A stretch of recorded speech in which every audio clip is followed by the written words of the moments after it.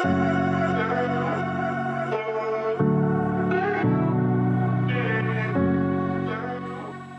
there, mamas!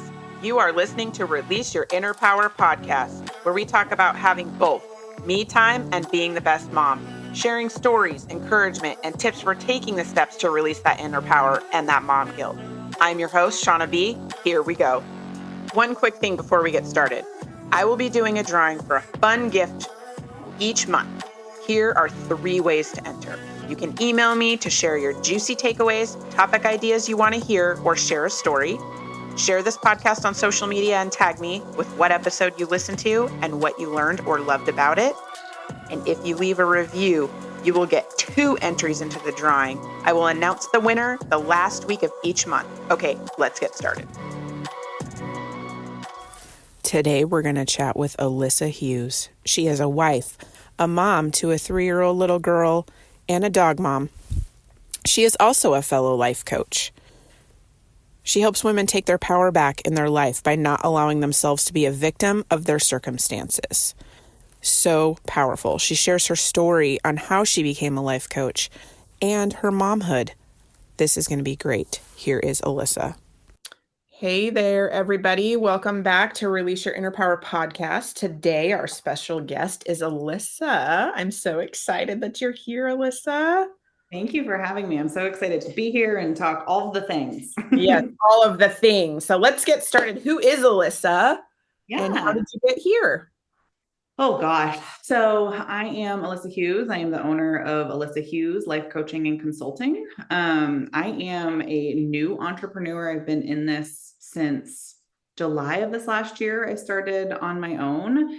Before that, I was in banking for 9 years, and I worked my way up started as teller when I was 21 years old, and I just worked my way up to management. So kind of that corporate ladder climbing. And it was, 2021 when I realized that things weren't aligning the way I wanted to.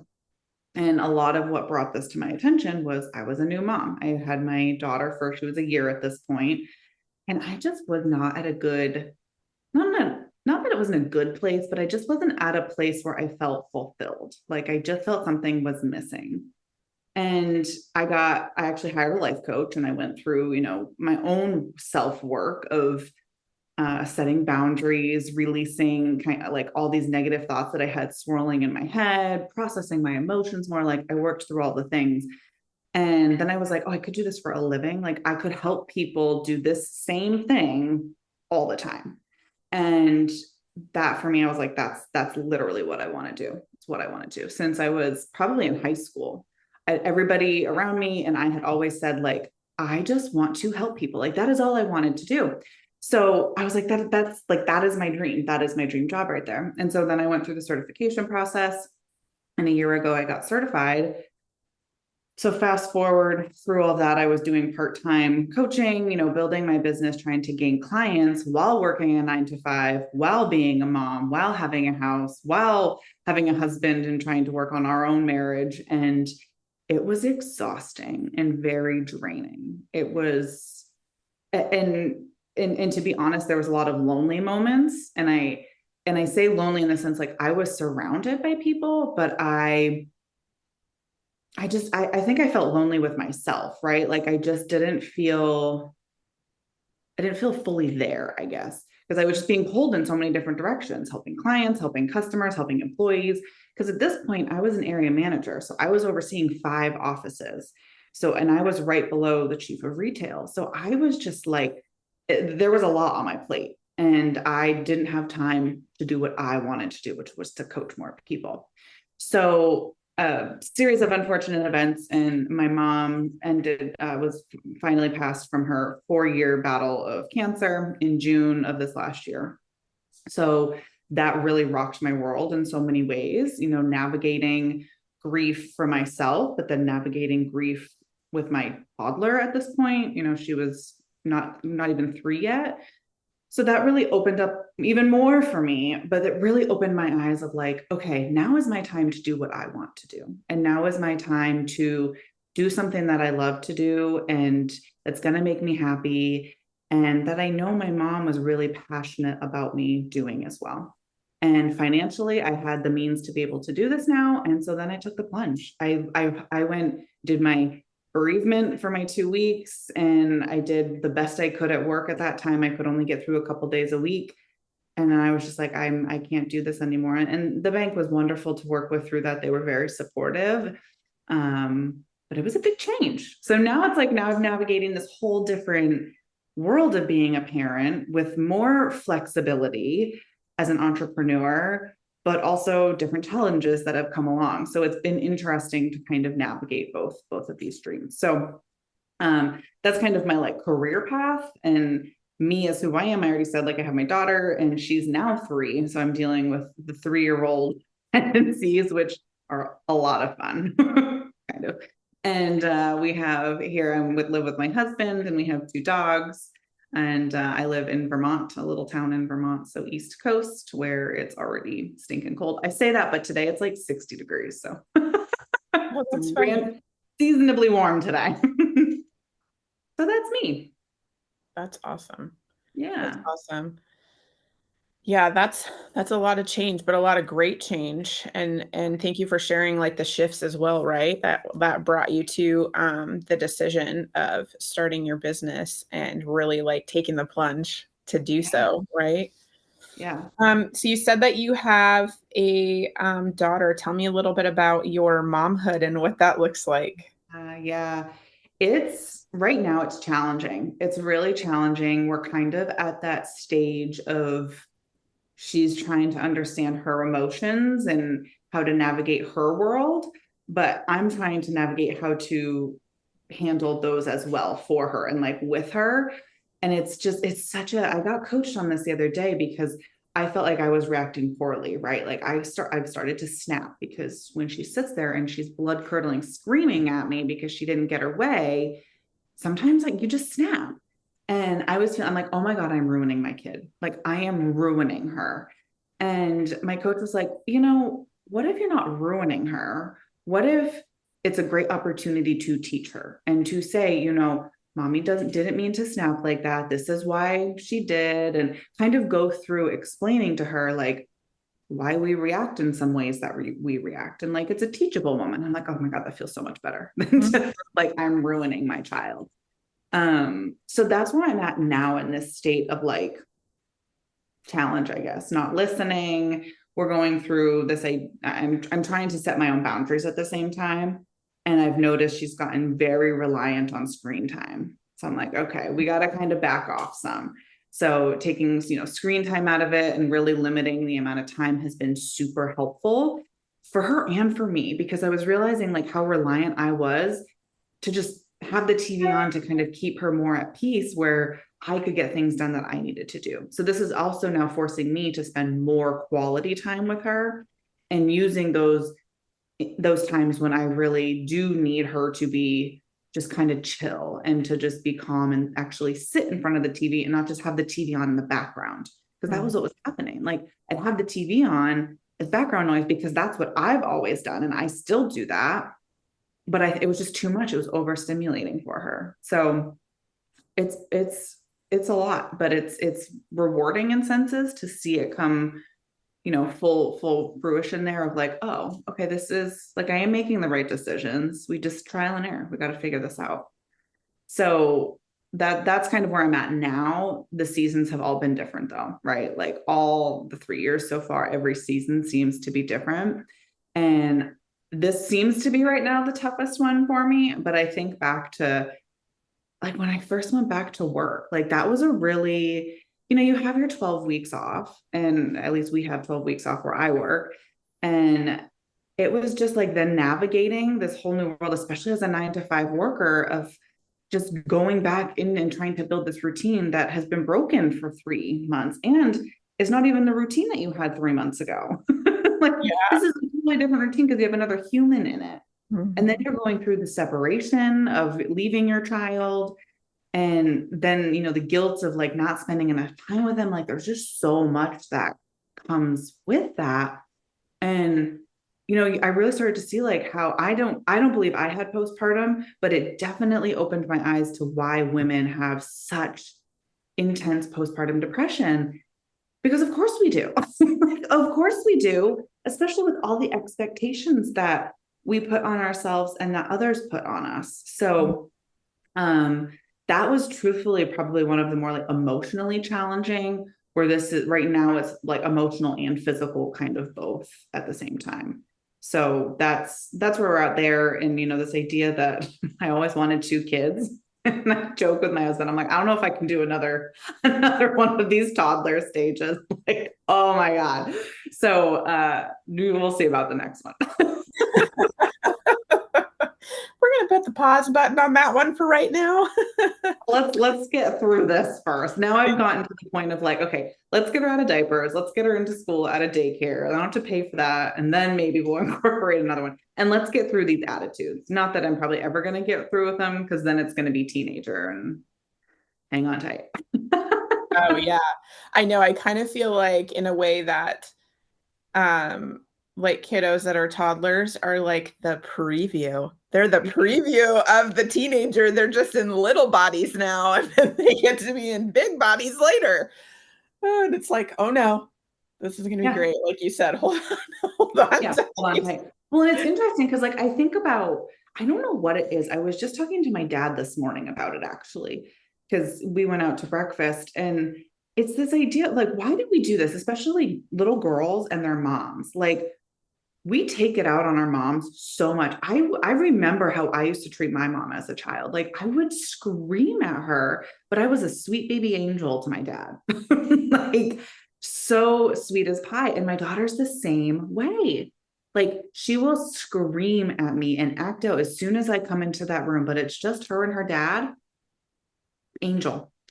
I'm like, what is up with this? But the more that I like talk to people about it, it's because we're their comfort. Like, we are their, not saying that their dads aren't their comfort, but they can relate more with us and they can push those boundaries. And that doesn't mean that she hates me, even though sometimes I'm like, my God, my child does not love me, but she does. I know she does. Yeah. But in moments when she's like screaming at me, I'm like, oh my gosh, what did I do wrong? So it's just interesting to see the dynamic, like a mother-daughter dynamic, and how that looks different compared to like a mother-father dynamic or a daughter-father dynamic. Yeah, I feel like it's like also like mom and son, like how there's always that, like how people say there's always that relationship like father daughter and then mom and son, like there's some like special bond there to where it's ease, there's more ease, right? But I totally agree with you. I feel like mom is a safe place, and so you get all the things. You get all the things, right? Yeah. You're just like, I don't like this safe space right now, but here we are. We're doing It's like it. we're the emotional punching bag. Yeah. Yes. I love that. Yes. I'm wearing punching. that suit right now. Great. Yep. Oh, we're going to do that today. Okay. And it switches like this, like it switches so quick from, I have this sweet girl who's telling me she loves me. And the other day she was like, oh, our house is so beautiful. And I'm like, oh my gosh, like, thank you. Like, I've worked very hard to make it beautiful. And then all of a sudden she's mad at me for something I did. Like I turned the TV off, or I'm making her eat breakfast. Like, God forbid I have to make her eat some food. So it's just, it's fun. And I know I'm going to look back on it and be like, remember this, but in these moments, it's challenging. Parenting is not easy. No, it's definitely not the job that gets the most credit, right? And it's not looked at as a job, right? So, and it's 24 hours a day. There's no off time from that. No, yeah. Not at all. I really liked when you said, when you said that when you were shifting your perception around when you were like, I'm ruining my daughter because you were like you were snapping at her, right? I really liked how you like took a second and it like shifted your perception of the whole scenario to like not this section of, oh my gosh, I'm ruining her. Like you're doing something really bad, but then shifting it back to, oh, wait, like maybe this is a time for teaching and just thinking about it differently. I'm curious moving forward, right? Like how that's going to buffer that scenario and situation if it happens again, and like how it's going to be different reacting to it. I've also had to practice that too. Yeah. And it's funny when somebody says it to you because you're like, oh, duh. You're like, yeah, like why did I go to this section over doom and gloom like it's all bad stuff? and Yeah. then like taking it out and like having somebody kind of be like, well, what about this? Oh yeah. Let's Yeah. try that, and changing your perspective. Yeah. And I think too, like, I'm not saying that remembering that it's a teaching moment is going to stop me from doing it. I Right. think I'm still going to snap and I'm going to give myself grace. And I think we all need to give ourselves grace in those moments because we are Mhm. not perfect. And but the difference is just being able to, instead of snapping and then instantly feeling guilty, you can snap and then say, okay, like let's chat for a minute because I Mhm. don't like the way that I just showed up. And it also, to me, it's like it's a way to teach your children about like constructive confrontation because Yeah. a lot of us are so against and afraid of confronting people and talking about our emotions and talking about how we don't like how we showed up. So, like, if you think about it, if you've ever gotten in an argument with somebody, you typically like deflect or you avoid the situation instead of apologizing or talking it through. Like, I think back to my younger days, and it's like, yeah, I treated people really, really crappy.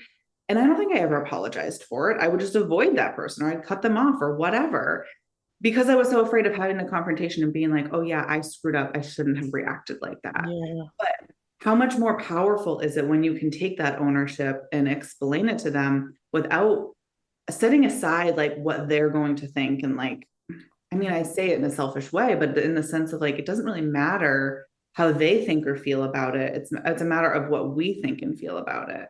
So a lot of us, when we don't address it, we then carry that guilt on how we handled something years ago instead of owning it in the moment for ourselves and moving forward with it. Like, I think that's a much healthier place to be. And it's really helped me currently with my daughter because I would feel insane amount of guilt of like, Yeah. like I was ruining her, and I would sit and I would stew on it for days and I wouldn't Mhm. show up as the mom that I wanted to show up as, and I would get so upset. And now instead I snap still, like that hasn't stopped. But then I have the conversation with her and then I can walk away with it like she is going to be a powerful, independent woman eventually who's able to communicate how she feels and constructively, but also take ownership of how she acts too. And it's interesting, like the moment that I was getting coached on wasn't even me snapping, it was my husband snapping. And it was me thinking he's ruining her. But internally, like what I realized after thinking about it was it's also my moments where I just wasn't even thinking about it in those times. And, trying to find the best way to have a conversation, like we need to not be snapping, but like going for me as well. And being able to like have the conversation with her too of getting to choose how she's spoken to and like telling people I don't like how you're speaking to me. So it's like both sides of it, like me owning my own thing and teaching her that, but also saying like, this is why daddy did X, Y, or Z. Like this is how he was feeling and he was frustrated. And to me, it's not acceptable, but you get to choose and you get to say from that point of like how you like. So if you wanted to say to daddy like, daddy, please don't yell at me, or daddy, I don't like it when you speak to me, or you just walk away from the situation, like I know she's only 3, but think about how much more powerful in 10 years that could be, or 20 years, especially if she's in a relationship where somebody's yelling at her. Like it's just a much more powerful place to be and to feel as a parent knowing that we're instilling that on them as well. Totally. By especially by action, right? Leading by example, because Yeah. that's how they're gonna do it first by seeing you. They're gonna hear you, but that takes so much more. Yeah. It's almost like you have to have your 20th conversation before the seed's planted, but they're watching you all the time. All the So like time. leading by exact example is like such an awesome and like you said, powerful thing. I mean, not only that, you're teaching and guiding each other because Yeah. she's going to mirror the things that it's almost like they can trigger us the most and where you're like, oh, that's me. That's me right there that I need to work on. Right. But how much stronger of a relationship you are also building by doing all of those things of like owning it and then being like, this is how we can do it next time. We can try it like this, and like fine tune it, but also like getting that much stronger relationship in the process. Yeah. And I So mean, cool. even at 3, I'm even like explaining to her why I'm setting these boundaries. Like, she asks for the TV and I say, actually, remember what we talked about before? Like, we're reducing our TV time because you were overstimulated. Like, I'm just very honest and open with her. And even though she's 3, I'm going to continue this on. And I'm not saying I've got it perfect, because by all means I do not, and I do not have it figured out. But you just got to keep trying different things. And I think, to me, this feels really good. It feels really true to me. And that's what I really just encourage anybody to do. Like, what feels true to you? And almost like put yourself in your child's shoes, and like, how would you want to be spoken to, and speak to them that way. Right. Right. Yeah, absolutely. Yeah. Absolutely. I love that. So with you having your own business and like you were saying before, wife and house and all of the things and having your kiddo and all that jazz, how do you get your me time in to fill yourself up before you can show up for everyone else? Yeah. It looks different in both, in both cases. Like, it looked different when I worked 9 to 5 than now. Like, my me time looks a lot different, and I have more of it now because I have more freedom and flexibility. So I know both sides of it. And I'll say I struggled with finding me time when I was working the 9 to 5. And I went through so many different scenarios of, because me time for me is, I enjoy working out and just having that time to myself. So I was trying to incorporate putting that in, and I would try to get up earlier. I would try to do it in the evening, or, and I would just stress myself out because I wasn't able, I was either exhausted or I was losing time with Emily. Like, it just never felt true to me. Um, and so eventually I was like, okay, maybe working out isn't in the cards for me, but I want to get her to bed at a decent hour so that I can have an hour or two in the evening to myself and with my husband and all of that. So that's definitely still consistent through, even with the switch of being an entrepreneur, but is, get enjoying when she goes to bed, and, having that time to just kind of relax and debrief after that. So that's really more of my me time. But I'm also not afraid to not ask, tell my husband that I need a break. And I encourage him to do the same thing, knowing and hoping that we both do it fairly, and that we're not just doing it consistently, but also knowing, like, if one of us does do it consistently, we call each other on it. And that was really hard for me to overcome for a long time. It's like that expectation that I'm supposed to be with her all the time. I'm supposed to be a mom 24/7. If I take any time for myself, I'm the worst mother ever. And that's a really exhausting place to be. Like, you're putting so much pressure on yourself, but then you're also actually physically exhausted. So you're physically and emotionally exhausted. And then how are you showing up? So what I had found was, I was also nervous in a sense to ask my husband or tell him that I needed time, because I didn't want to upset him. I didn't want him to feel like his time didn't matter. And so what I had to start doing is removing his side of it, removing how he's going to feel and be a little bit selfish, and knowing that it's from a good place, and knowing that I'm not asking for a lot. And I know I'm not. Like, I'm saying, even if I need like 20 minutes, a half hour, I'll just say, like, I need 20 minutes to just go in our room with the door closed, lay in bed, and just be still.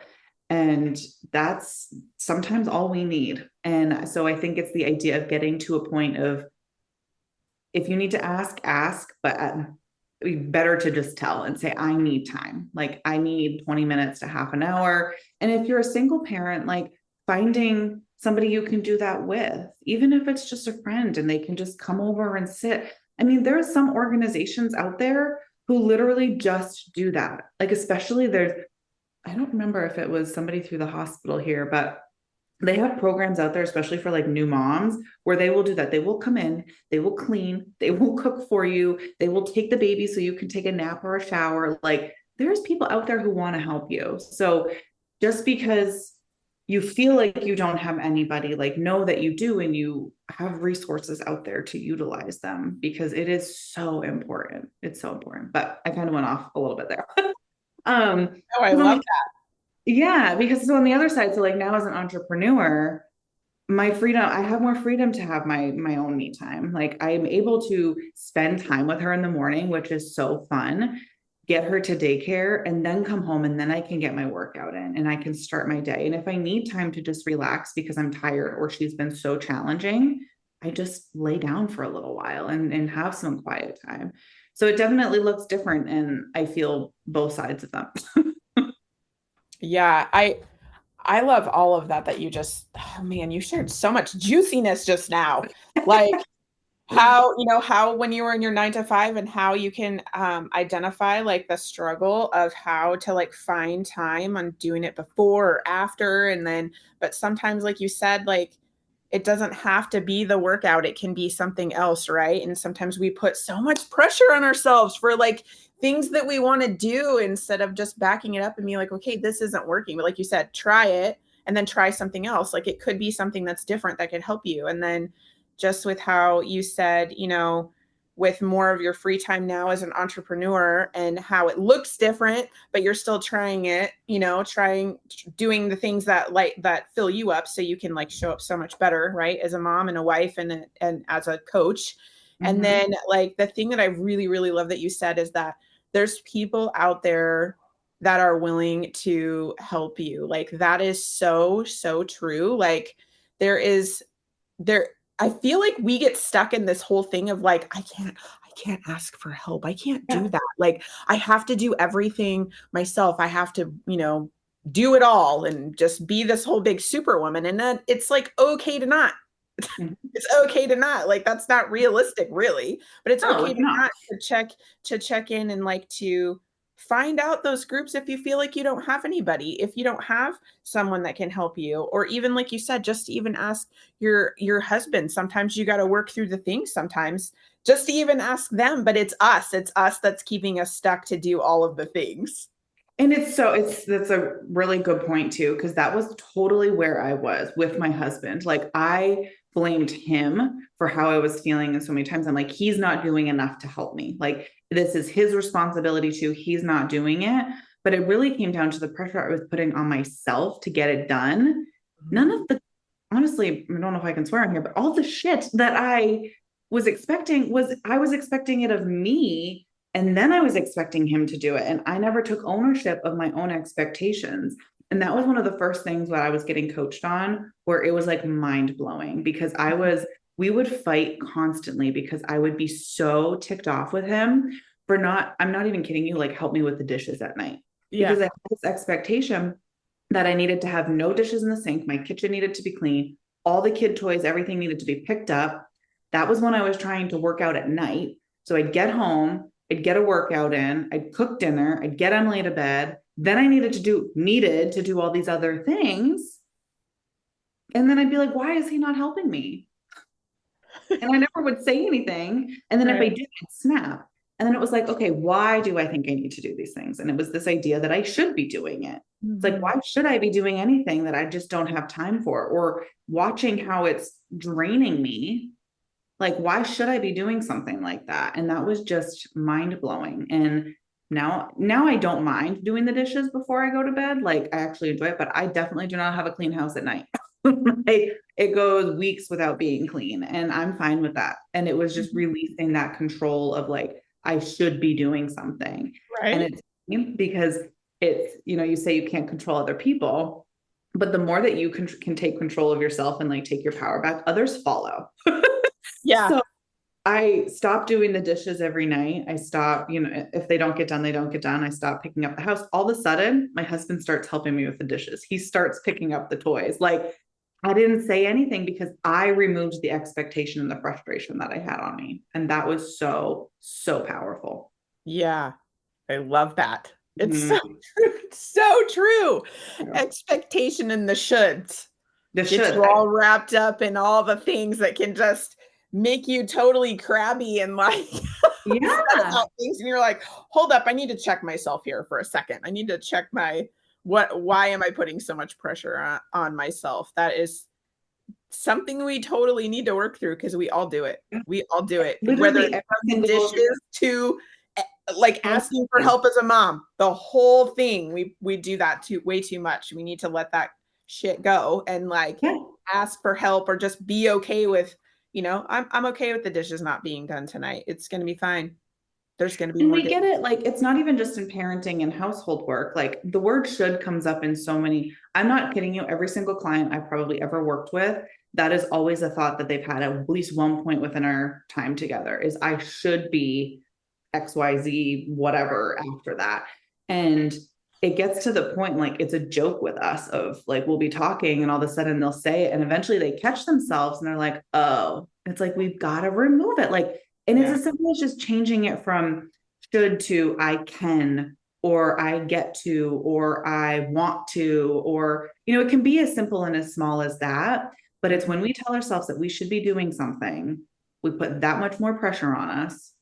And then we get these negative emotions, and then our actions just speak to that, and it speaks to that negativity. And it's so, I literally like, I love swearing. I have no problem with it.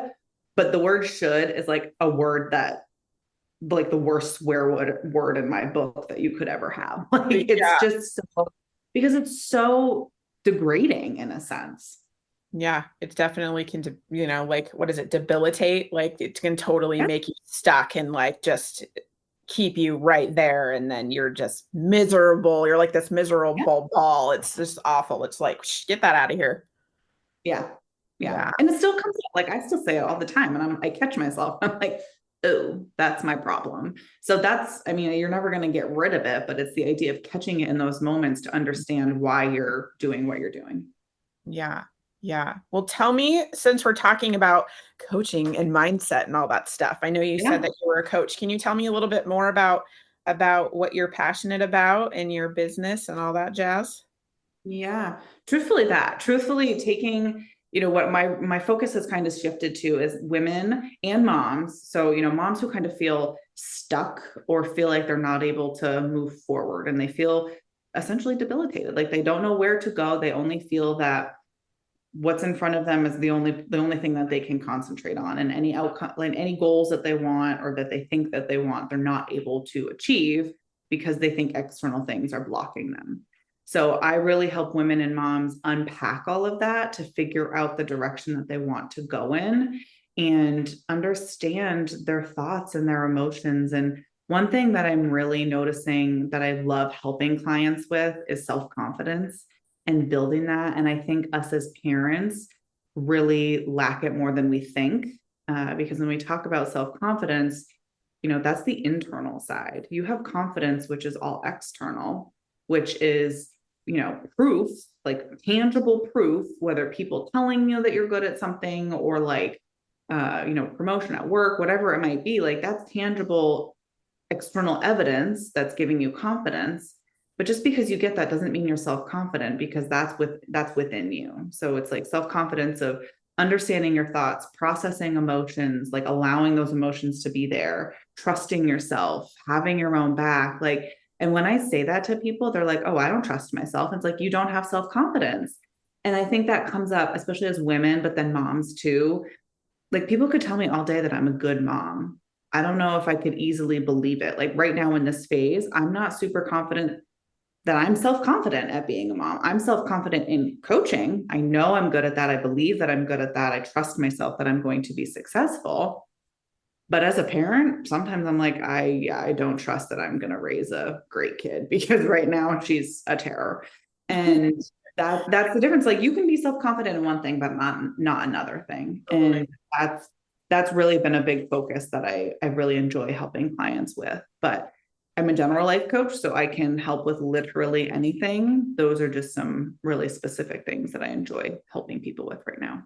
Which is so needed, right? It's so Yeah. needed to help with all of that, because when we as moms, fill ourselves up so we can show up the best for our kiddos, it's kind of like causing that ripple effect. Not only are we teaching and guiding them to do that as well for themselves, but it helps them to kind of like pass the baton, if you will, right? Like we're passing the baton to them, and then it goes out from there and showing others, when we're full and we can have the confidence and we can lead and do all of that, it's going to be better for everybody else that's surrounding us. And then again, Yeah. passing the baton to them so then they can in turn do that as well. It's it's really freaking powerful. And I really wish and hope that more moms are willing to like jump on that bandwagon, because that's how you're going to build up your family, not just It's you. so true. It's so true. I love to say that, just similar to that, of like, you pour more into yourself in order to pour more love and energy into other, like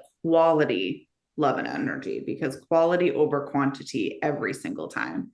If 100. you aren't filling yourself with enough love and energy, how do you expect the quality to be what you want as well? So what Yeah. you're doing is, if you're not pouring enough into yourself, so you're showing up with like subpar, but you're not happy with it because you want to show up differently.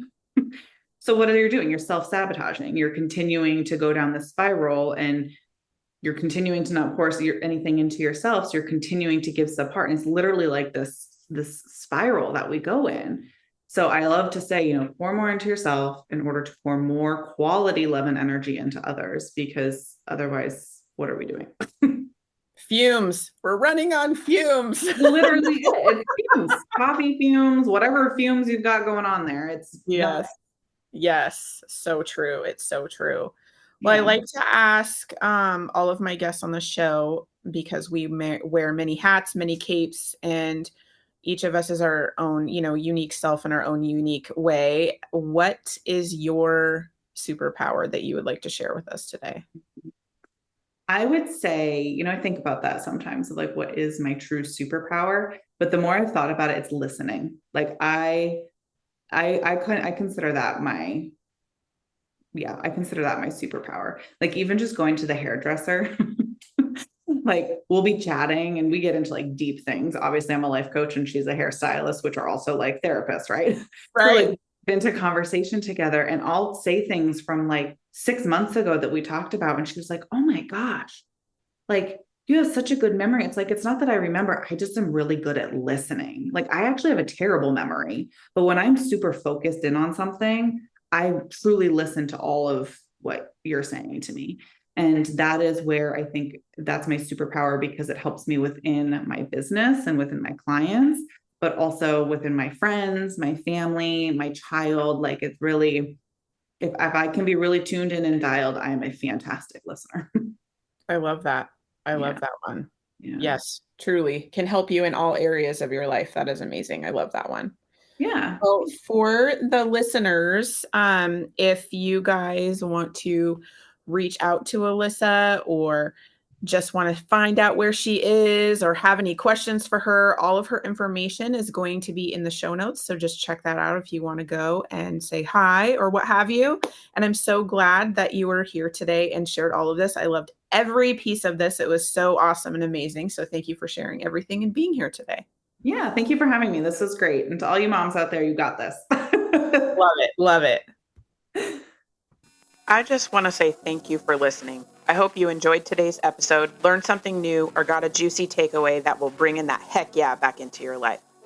I release a new episode each week, so make sure to subscribe. If you love the show, want to share a story, comment below. If you know someone that would love or need this episode, be sure to share it with them. I'm sure they would love you for it. Tag me and find me on social media at Ignited Decisions on Instagram and Shauna with Ignited Decisions on Facebook. I would love to know what episode you listened to and how it helped you, as well as connect on social. Okay, mamas, claim your time and release your inner power.